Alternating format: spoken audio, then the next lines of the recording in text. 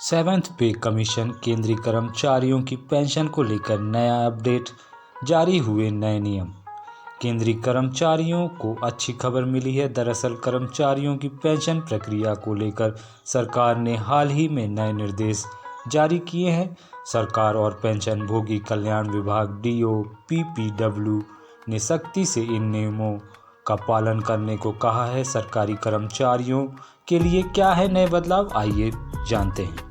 वास्तव में पेंशन और पेंशन भोगी कल्याण विभाग DOPPW ने हाल ही में केंद्रीय कर्मचारियों को राहत की सूचना दी है। सरकार ने स्वास्थ्य कारणों से समय पर पेंशन फॉर्म नहीं जमा कर पाने वाले कर्मचारियों की सहायता के लिए नए निर्देश जारी किए हैं।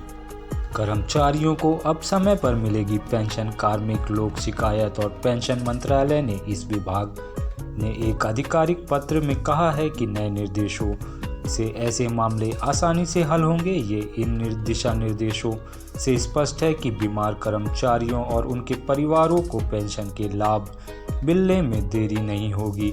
अब स्वास्थ्य समस्याओं से जूझ रहे कर्मचारी भी पेंशन अपडेट की प्रक्रिया पूरी कर सकेंगे और समय पर लाभ पा सकेंगे। इससे पेंशन प्रक्रिया में सुविधा और पारदर्शिता बढ़ेगी।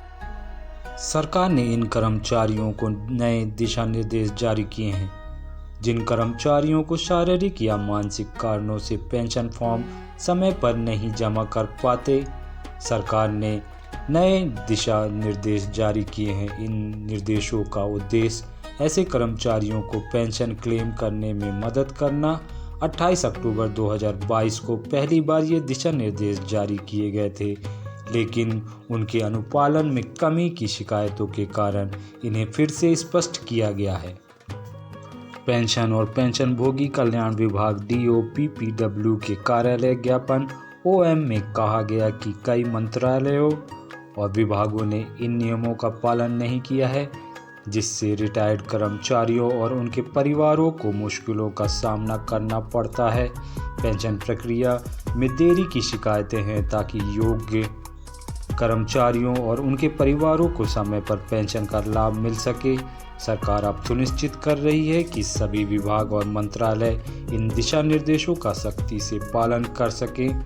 ऐसे मामलों में पेंशन के लिए आवेदन करने की प्रक्रिया CCS पेंशन रूल 2021 पर आधारित है।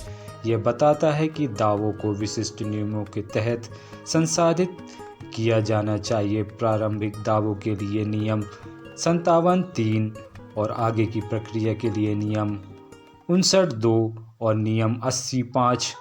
DOPPW ने सभी मंत्रालय और विभागों से कहा है कि वे दिशा निर्देशों का सही पालन करें। सरकार का कठोर निर्देश। इनका मुख्य उद्देश्य स्वास्थ्य समस्याओं का सामना कर रहे कर्मचारियों के लिए पेंशन प्रक्रिया को सरल और समय पर करना। यह सुनिश्चित किया जा रहा है कि कर्मचारियों या उनके परिवारों को पेंशन के लाभ में देरी या कठिनाई का सामना नहीं करना पड़े। ये संबंधित अधिकारियों को निर्देश दिए गए हैं कि वे इन प्रक्रियाओं को बिल्कुल पालन करें और देरी या जटिलता से बचें।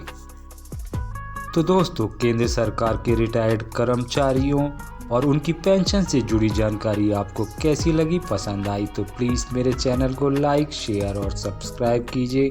वीडियो देखने के लिए धन्यवाद। जय हिंद, जय भारत।